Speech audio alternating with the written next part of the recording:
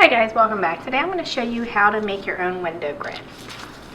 A lot of the kits come with these windows that are plastic and they have various styles to them. Well, if you don't like those, or if you don't have the ability to get those because you're not using a kit that has those, then you can get yourself some binder covers or you can get yourself some thin plexiglass. And then you can go to my website and you can download the template for the window grid. There's lots of different styles windows on there that you can get. And you want to tape it all down, put the paper underneath of it, tape it to the paper with some masking tape, and then tape it to the table or whatever you're using. After you do that, then you want to get yourself some pen stripe tape. I'm using 1/64, but you can use 1/16 or you can use 1/8 or whatever size thickness that you want your lines to be. This is like at a craft and hobby shop that you can find it, or you can go on eBay or Amazon. Also, you can get the thicker tapes in your local hardware store for, or not hardware, but like your local auto mechanic store for pen striping for cars. So, but it's really hard to find the thinner stuff in the automotive. Once you have it, it's going to be super thin like this. I mean, you are not even going to think it's tape when it comes, because when it first came, I thought they sent me the wrong stuff because it's so thin. After that, then you want to lay it down and you want to do lines going around or on top of your thing. Take a flat razor and you want to cut it. Press it back down. Do the same thing again. Now, if you're going to be making multiple windows and you're going to do a whole lot of them, you can just cover the whole sheet with this angle. And then you don't have to worry about cutting them individually. Now, make sure you don't cut too deep because you will cut into the plastic. You just want to cut into the tape. And just keep pressing it down.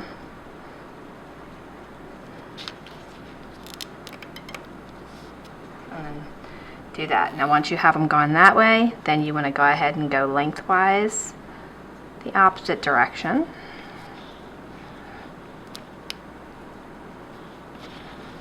Press them down.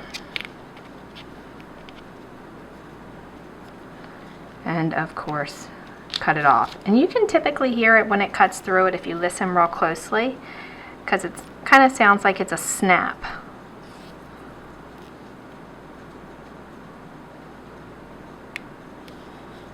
Again, you can use the binder covers, which can be found at Office Depot, or you can find it at any like office supply store, I'm sure. You can probably find them online as well. They're just clear protective sheet covers, and this is all you're going to do.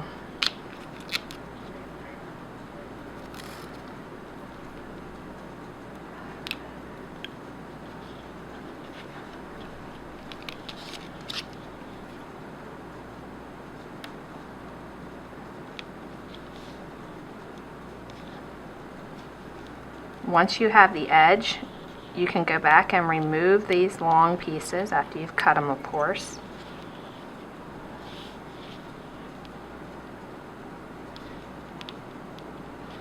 Just cutting through it, and I'm using the edge of the knife very carefully so I'm not cutting my finger to help me pick them up.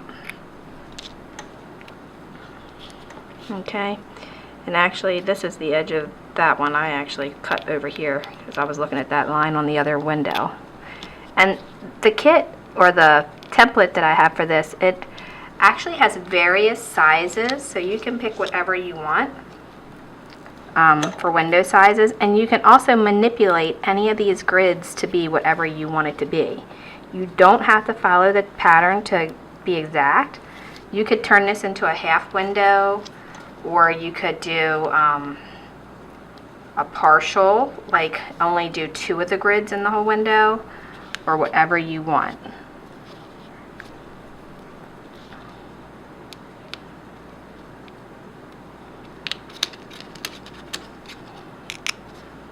It's very tedious when you get into the other patterns, so you might want to start with something simple as well.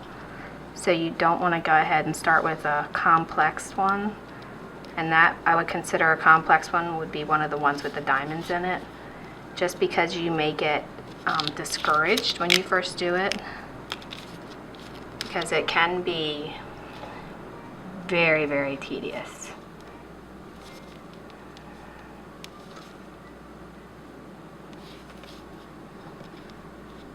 But after you get them all done, it definitely does pay off, because I think it looks way better than the ones that come with the kit. However, I'll let you be the judge.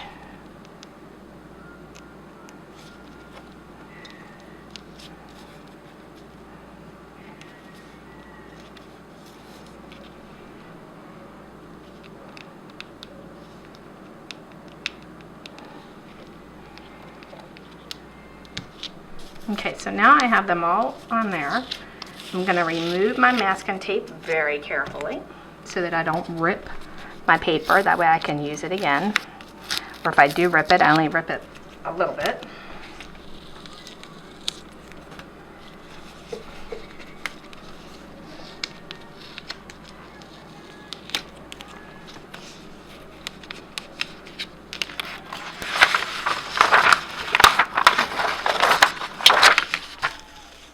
Now, the next step would be to go ahead and cut it out so that you have an actual window. So get yourself a paper cutter and cut it, or a pair of scissors. I'm going to use a paper cutter just because it's a little bit easier for me to do that. However, if you're using a paper cutter, you want to be really careful because they can be extremely sharp. And you don't want to cut yourself.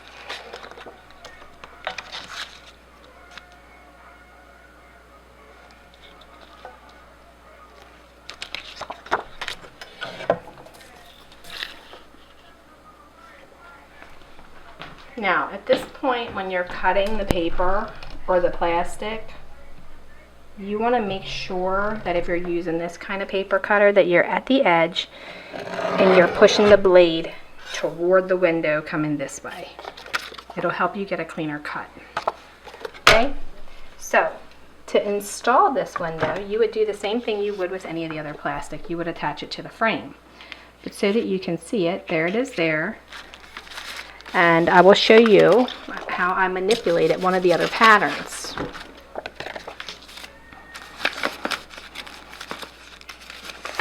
Okay, so this pattern is made vertical. However, I turned it into a horizontal pattern. I just turned it sideways, and then I did the grid like this. And then I put a line at the bottom so that I had an actual window. And to show you this next to there, so you can see them both. It fits perfectly on there, and then there it is there. Now, to put it in the house, that's a different story. Okay, so here is the side of the storybook cottage. And then this is one of the plexi windows that it came with. It looks like this, or it will look like this when it's in there. Now, I particularly don't care for that style window, but that's just my preference. So I am going to make my own windows. So there it is with that window.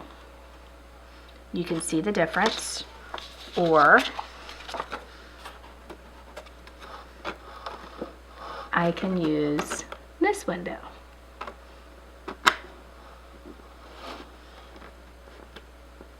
Now, if you want your lines to stand out thicker than what's on there, then you'll have to use thicker tape.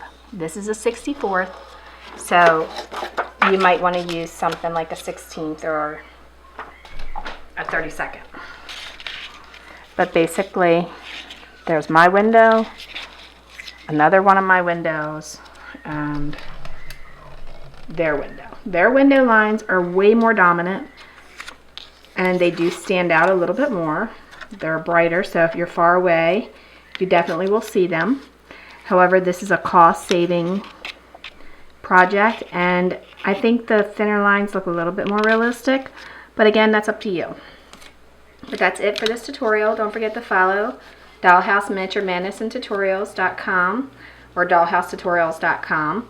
Like and subscribe below so that you can see the new videos as I post them, and don't forget to share my page. And if you have any questions, or you have a suggestion, or you just want to talk about something to do with the dollhouses, you can find us on Facebook. And if you have a question, go ahead and fill it out on our form on our website, and we'll answer them, and we'll do the best that we can to help you out. Hopefully we can help you. We've got a lot of people that said that we've helped them out a lot already, so hopefully we can help you as well. All right, well, thanks a lot and have a great day. Okay guys, thanks for watching, and don't forget to follow Dollhouse Miniature Madness and Tutorials.com. Also, check us out on Facebook, Dollhouse Miniature Madness and Tutorials, and on YouTube. Like and subscribe to the channel because we post videos all the time. And leave a comment, question, or suggestion because we love hearing from you. And if you like Pinterest, we have tons of pens on there as well under Laurie Holden Heisler. All right, thanks a lot. Have a great day.